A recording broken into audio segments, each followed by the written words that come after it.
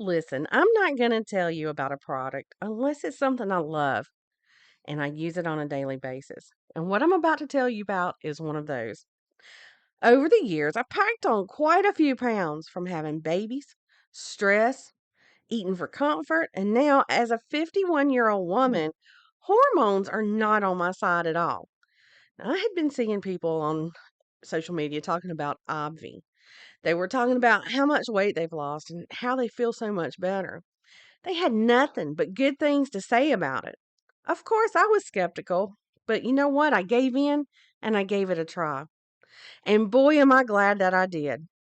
Over the past 5 weeks since I started using it, I've lost 22 pounds. I haven't tried every single product that they have, but I have to say my favorite is the collagen burn. 2 capsules at breakfast, another 2 at lunch, and I have energy for the entire day. And it's not that jittery energy and there's no crash when it's done doing its magic. And you experience that with a lot of products out there. Plus, my hair and nails are growing like crazy and my achy joints feel better each day.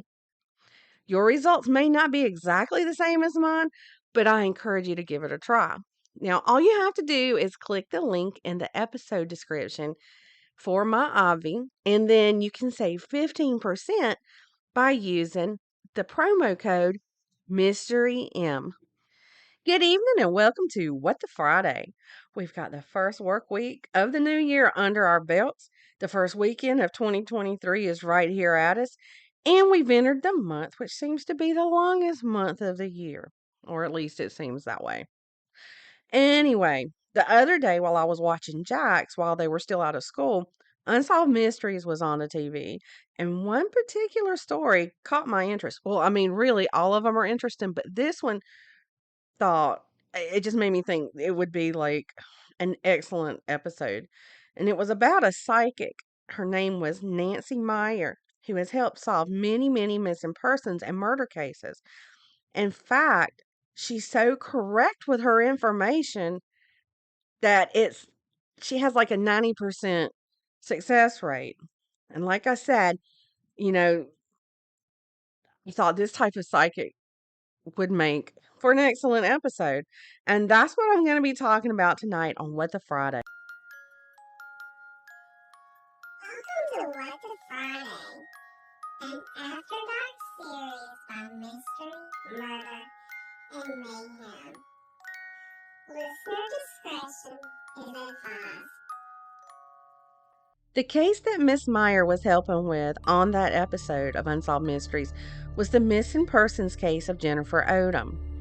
On the Unsolved Mysteries wiki page, it says that she has worked with different law enforcement agencies around the country for over 2 decades, and she has a success rate of being correct over 80% of the time. Now, the first case she helped with involved a serial rapist, and of course, police were skeptic at first, but soon their doubts were erased. She visited the home of the first victim of that serial rapist and was able to help police develop a more accurate composite drawing of the suspect. As they were leaving, that victim grabbed Nancy's hand, and at that moment, Nancy was able to see the assault taking place and even saw the suspect's face.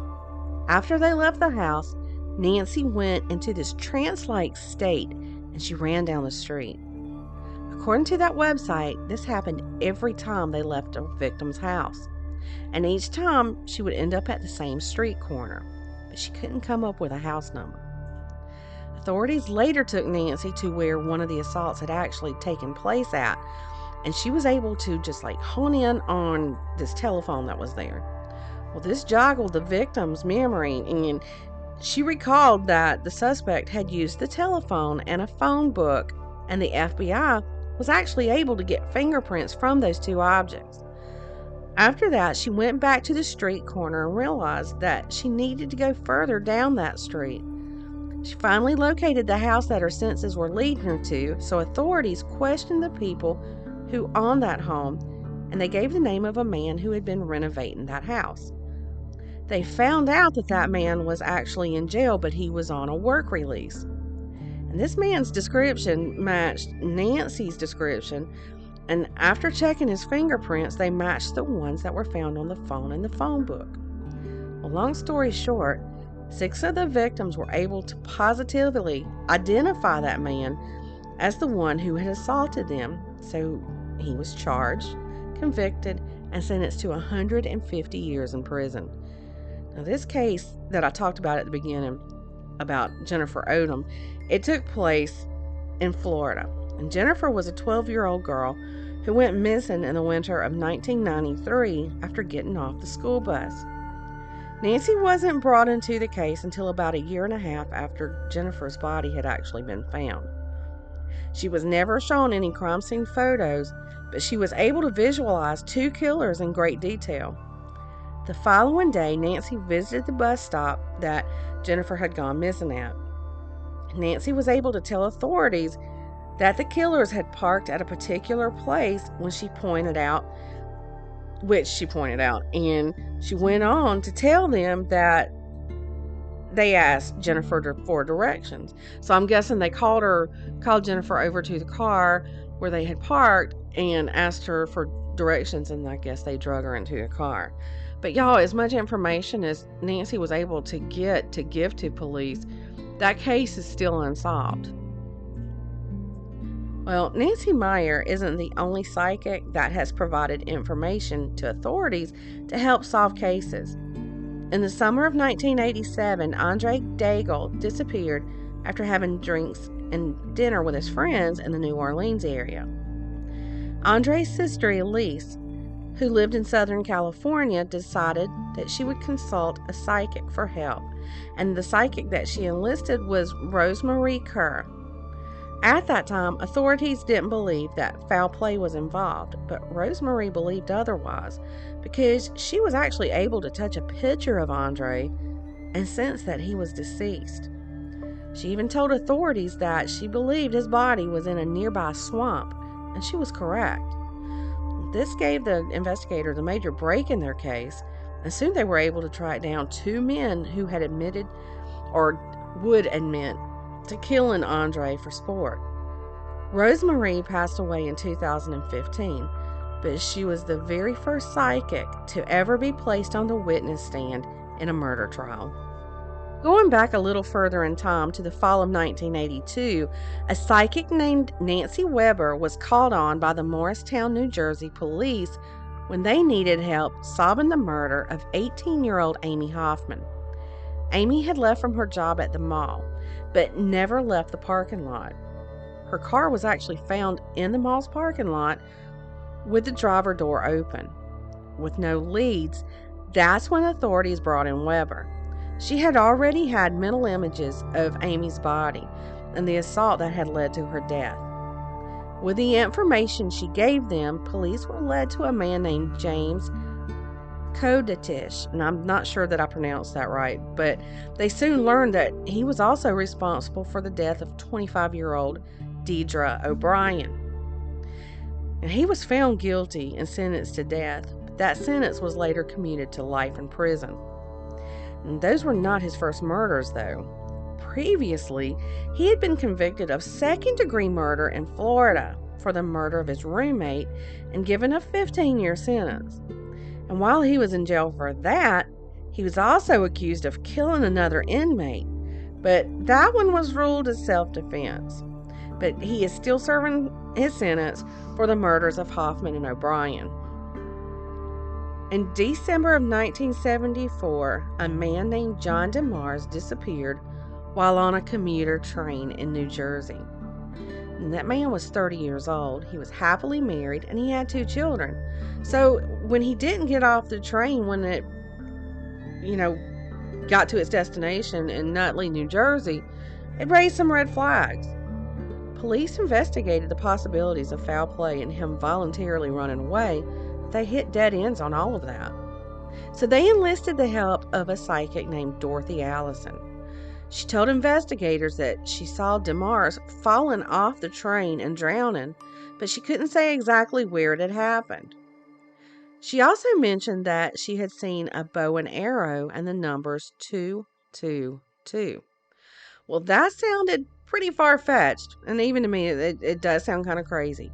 But when Damar's body was found 2 months later, it all made perfect sense. And it seems that a father and son were out practicing archery along the Passaic River, and they found his body when one of their arrows landed near it.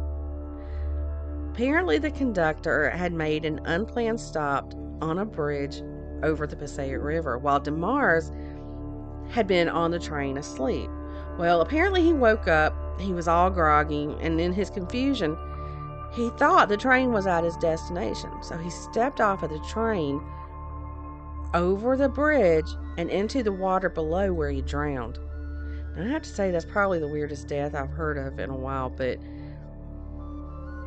I just can't stop thinking ever since I read that about how he probably didn't even know what had even happened to him because he was so groggy from being asleep. Well, 2 years after that, that same psychic, Dorothy Allison, she was called on by the parents of a missing 14-year-old girl.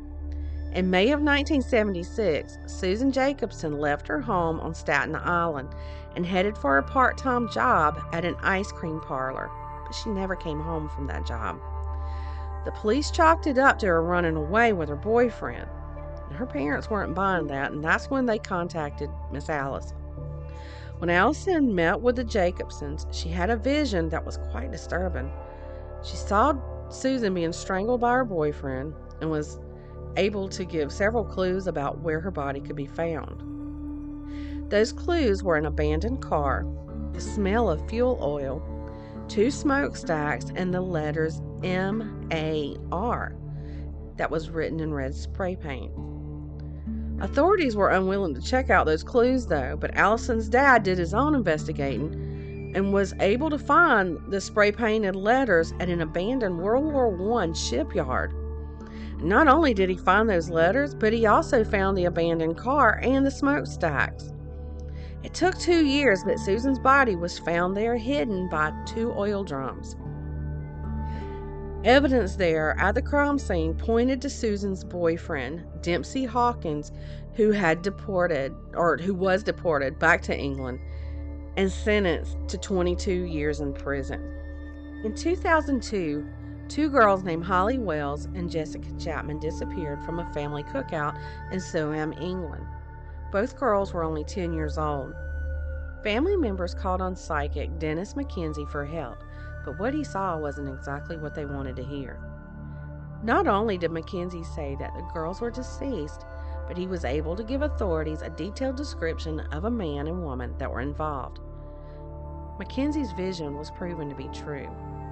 The girls' bodies were located in a 5-foot-deep irrigation ditch just over 10 miles from where they had disappeared from. They had been burned and were in advanced stages of decomposition. Arrested and charged in the case was Ann Huntley and Maxine Carr. Huntley was charged with 2 counts of murder, to which he pleaded not guilty. Carr was charged with 2 counts of assisting an offender and 1 count of perverting the course of justice. After 4 days of deliberations, Huntley was found guilty by the jury and sentenced to life in prison. Carr was found not guilty of assisting an offender, but she was found guilty of perverting the course of justice and sentenced to 3.5 years. Such a senseless killing, and I'm thinking of looking further into it for a future episode, because I really didn't get a whole lot of details on that one.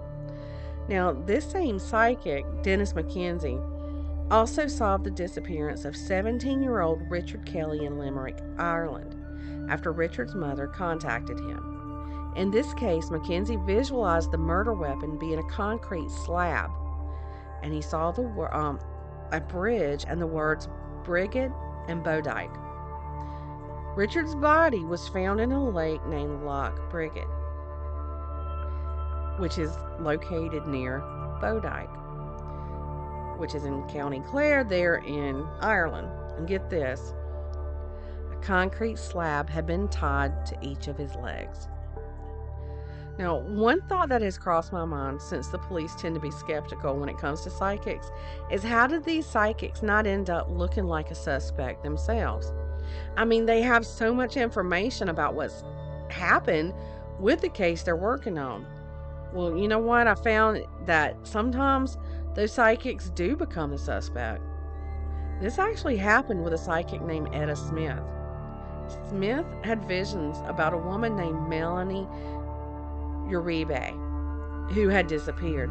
And the visions that Smith had was so powerful that she decided to go looking for Uribe's body herself. And she actually found it. Then she found herself under arrest and being charged with murder.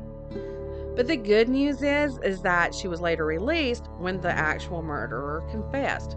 I guess that was one thing that she just didn't see coming. Well, y'all, that's all I have for tonight. Be sure to come back on Monday night for a new episode of Mystery, Murder, and Mayhem. Good night.